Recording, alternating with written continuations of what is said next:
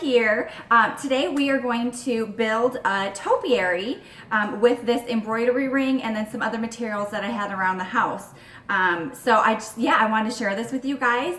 Make sure you, and I just wanted to quickly go over the materials that I have here so you guys can see what I'm using. This is an embroidery.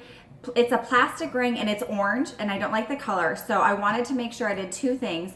One, I wanted to cover it up so that it wasn't orange.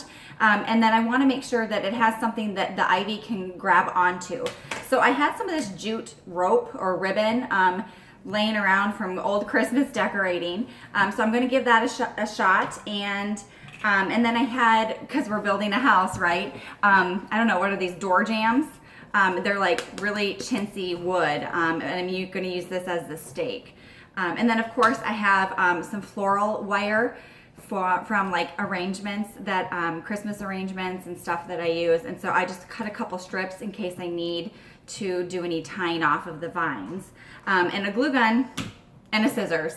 So super easy stuff, most of the stuff that you probably have lying around the house. So if you have a problem plant and you want to make a topiary out of it, maybe this will work. Okay, we'll give it a shot.